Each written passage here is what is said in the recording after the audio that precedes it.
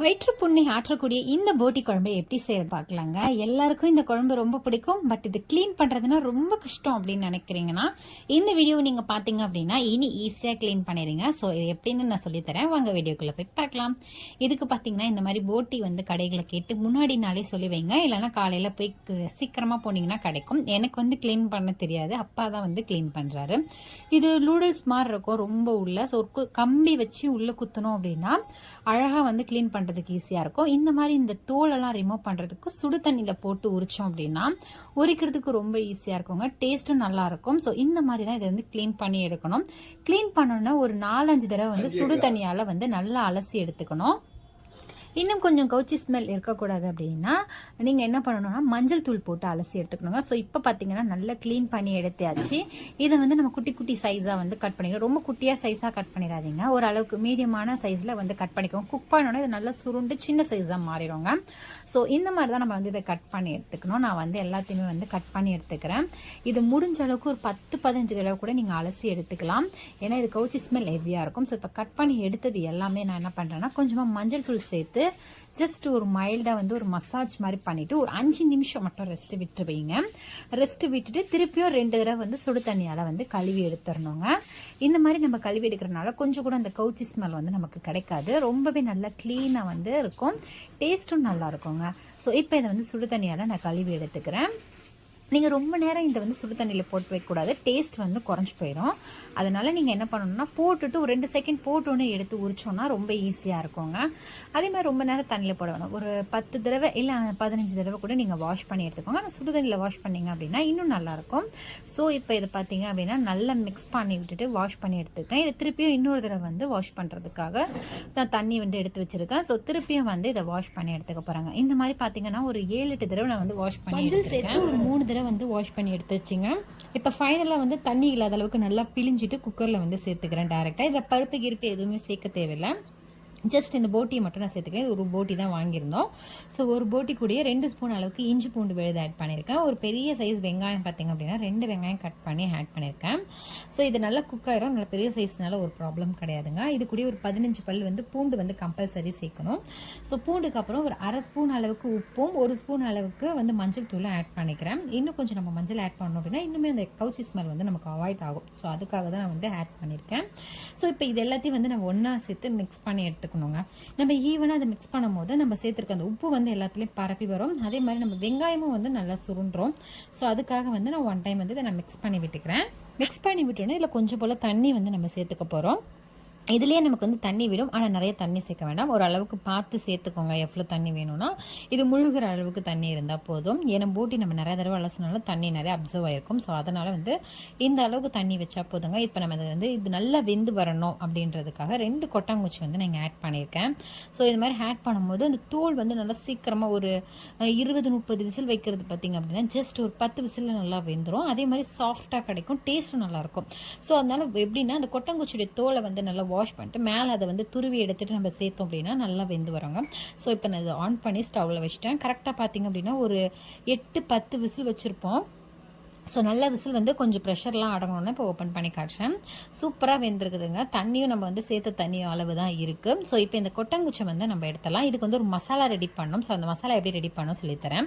இதுக்கு பட்டை, லவங்கம், கிராம்பு, 2 ஸ்பூன் அளவுக்கு கசகசா ஆட் பண்ணியிருக்கேன். முந்திரி, ஏலக்காய், அதுக்கடுத்து பார்த்திங்கன்னா காரத்துக்கு பெப்பர் ஆட் பண்ணியிருக்கோம். கொஞ்சமாக சோம்பு. இதில் கொஞ்சம் போல் தண்ணி விட்டு நம்ம ஸ்மூத்தாக அரைச்சிக்கணும். ஃபஸ்ட்டு 1 டைம் வந்து கிரைண்ட் பண்ணிக்கோங்க.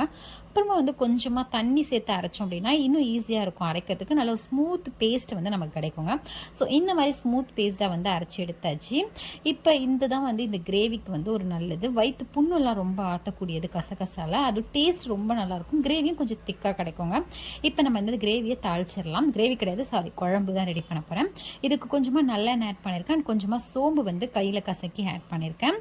ஸோ லைட்டாக பொரிஞ்சோன்னா கொஞ்சமாக பட்டை இலை, இது கூட 2 ஸ்பூன் வந்து 2 வந்து காஞ்ச மிளகாய் வந்து ஆட் பண்ணியிருக்கோம். அண்ட் கொஞ்சமாக வந்து கருவேப்பிலையும் ஆட் பண்ணியிருக்கோம். இதை வந்து நல்லா பொரிஞ்சு வந்துடணும். பொரிஞ்சு வந்தோன்னா நீளமாக கட் பண்ணியிருக்க வெங்காயம் வந்து ஆட் பண்ணியிருக்கேன். ஒரு 3 வெங்காயம் வந்து ஆட் பண்ணியிருக்காங்க. வெங்காயம் ரொம்ப ப்ரௌன் கலரில் வரணுன்ற அவசியம் இல்லை, ஜஸ்ட் ஒரு அளவுக்கு நல்லா குக் ஆகிட்டு வந்தால் போதும். ஸோ இது நல்லா வதங்கிறதுக்காக ஒரு 1/4 ஸ்பூன் மஞ்சள் தூள் மட்டும் ஆட் பண்ணியிருக்கேன். அண்ட் இது பண்ணி சூப்பராக ரெடி ஆயிடுச்சுங்க. நெக்ஸ்ட் நம்ம இதை வந்து ஆட் பண்ண போகிறது பார்த்திங்க அப்படின்னா தக்காளி வந்து நிறைய ஆட் பண்ணிடுறாங்க. ஜஸ்ட் ஒரே ஒரு தக்காளி வந்து ஒரு 4 பீஸ் 6 பீஸாக வந்து கட் பண்ணி ஆட் பண்ணிக்கிறேன். ஸோ இப்போ இது வந்து நம்ம மிக்ஸ் பண்ணி விட்டுடலாம். தக்காளி ரொம்ப சுருண்ட அவசியம் இல்லை, ஜஸ்ட் ஒரு லைட்டாக ஒரு அளவுக்கு சுருண்டாலே போதும்.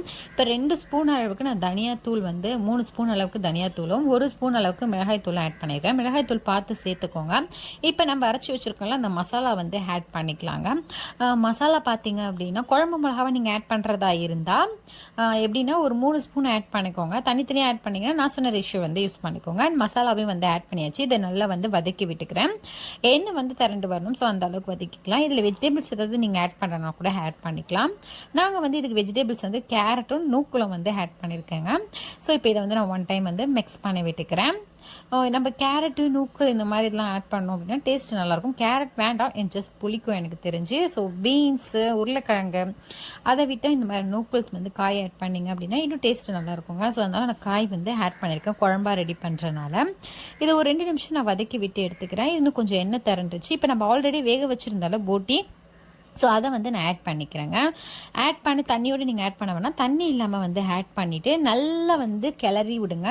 இந்த கிரேவி வந்து இதில் கோட் ஆகணும். அட் சேம் டைம் வந்து இது எண்ணெயில் நல்லா வந்து மிக்சடாகி எண்ணெய் வந்து திரண்டு வரணும். ஸோ அந்த அளவுக்கு வந்து நம்ம ரெடி பண்ணிக்க போகிறோங்க. ஸோ இப்போ இதை வந்து நான் நல்லா மிக்ஸ் பண்ணி விட்டுக்கிறேன். இந்த கிரேவி வந்து கூட்டார அளவுக்கு வந்து இதை நல்லா மிக்ஸ் பண்ணி எடுத்துக்கிறேங்க. ஸோ இந்த மாதிரி பண்ணும்போது நம்ம நார்மலாக ராவாக சேர்த்துருந்தாலும் போட்டி அது வந்து ஒரு டெக்ஸ்சர் வந்து கிடைக்கும். அண்ட் டேஸ்ட் ரொம்ப நல்லாயிருக்கும். ஸோ இந்த அளவுக்கு எண்ணெய் திரண்டு வந்துருச்சு. இப்போ நம்ம வேக வச்சுருந்தா அந்த போட்டி தண்ணியும் வந்து இதோட நான் சேர்த்துக்கிறேன். எக்ஸ்ட்ரா தண்ணி வேணால் நீங்கள் ஆட் பண்ணிக்கலாம், பட் எனக்கு வேண்டாம்.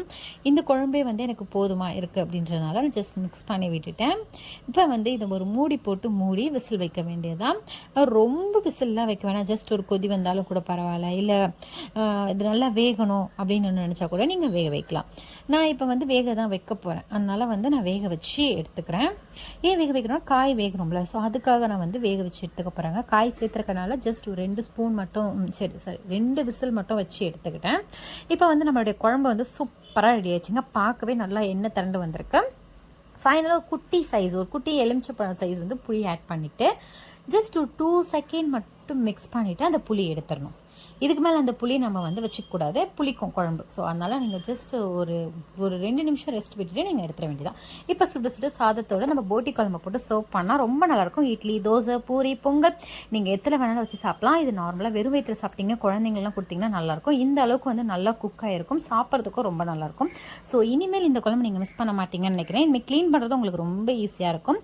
ஸோ மறக்காமல் இந்த வீடியோ உங்களுக்கு பிடிச்சிருந்தா ஒரு லைக் பண்ணிடுங்க அண்ட் சப்ஸ்கிரைப் பண்ணிக்கோங்க. நெக்ஸ்ட் ஒரு இன்ட்ரெஸ்டிங்கான வீடியோவில் பார்க்கலாம். சட்டா, பை பை.